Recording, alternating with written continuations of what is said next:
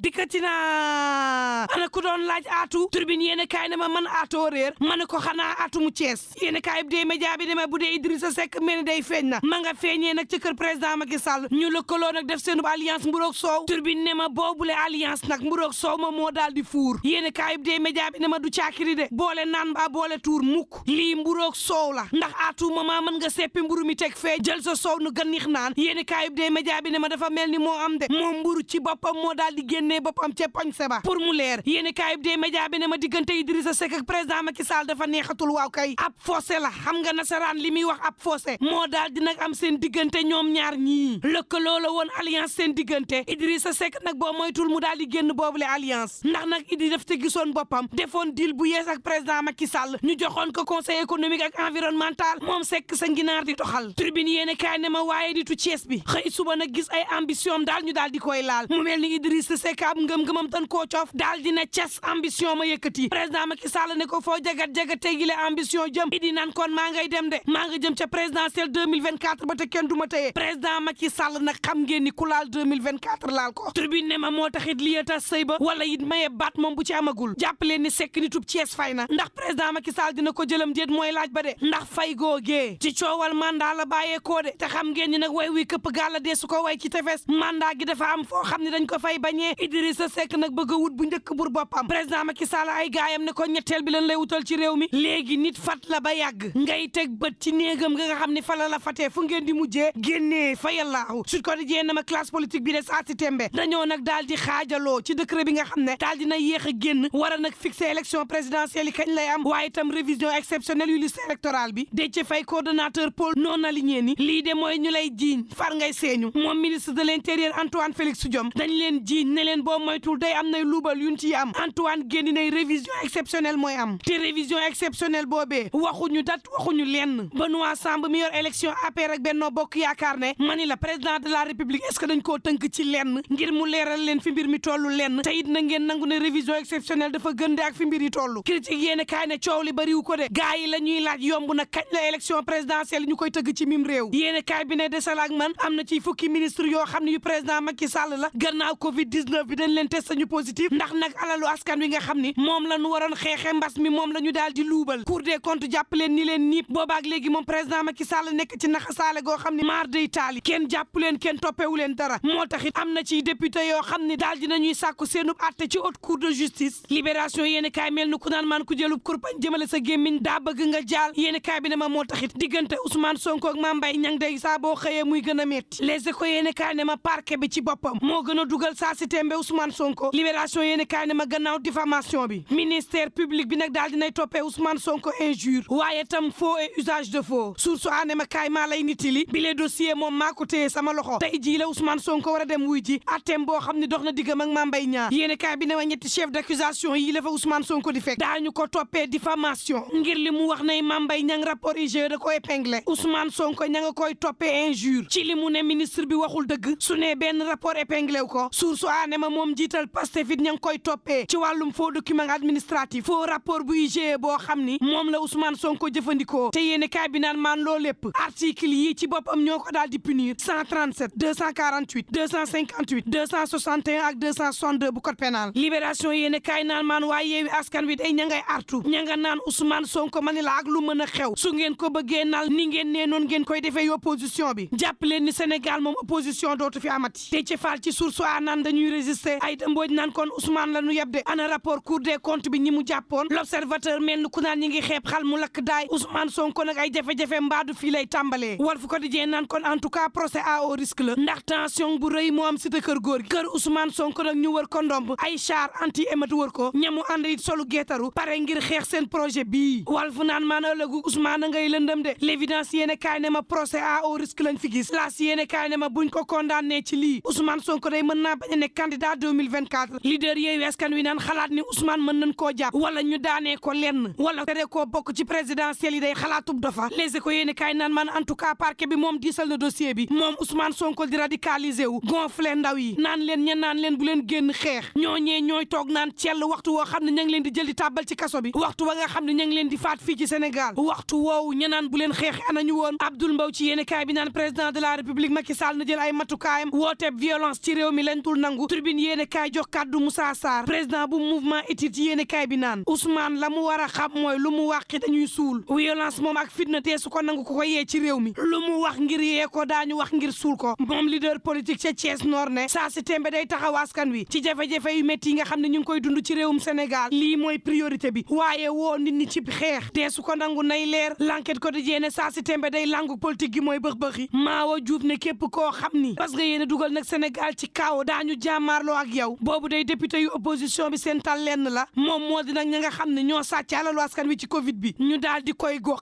lii tax bés bi le journal procès contre procès day moo nar a am ci réew mi bu ma mbay ña nga Ousmane Sonko tey la waaye fukk ci jawriñ ña ngi leen nar a yóbbu ci haute cour de justice le soleil yéene kaay mel ni ku naan man ak lu mën a xew moom président Macky Sall day ma ngi ca liggéey ba rek tey jii ci Ndakaaru ñu war a ubbi ñaareelu sommet boo xam ni wàllu financement ak infrastructure la ñuy waxtaanee Afrique nag di xool ci yan yoon lay jaar ngir mën a suqaleeku moom président Paul Kagame war a feggoog président Macky Sall ni ki tey ci bile sommet Tribune yéene kaay naan maan waxtu woowu ña ngay dalloo nag ab station bu Tukkere Baba Diallo bu Azeri nekk ci liggéey ba ci programme boo xam ni lu toll ci junni ci dëkkaan lan war a leeral partenaire au développement yi dugal ci seen loxo biir kaw gi ci boppam mën caa amuk yaakaar ci leeraange goo xam ni mën na ñëw ci ñoom à tout moment Tribune yéene kaay ne ma desal ak man ma xamal la ni kañu dippee la voisine de Dieu moom Maam Jaara Buso mu sell mi yaay borom Touba la ñuy màggal yéene kaay bi naan maan moom benn jigéen bu am màggal gi la ñuy màggal tey moom ma nangul Maam Mor Anta Sali ba yàlla fayee ko Sëriñ Touba la ñuy màggal tey soxna Jaara mi war a nekk royukaay ci bépp jigéen la ñuy màggal tey Tribune naan maan xool ak jëmm xel ak poos lépp nga tey ca Poroxaan L'Observateur ne lu mu metti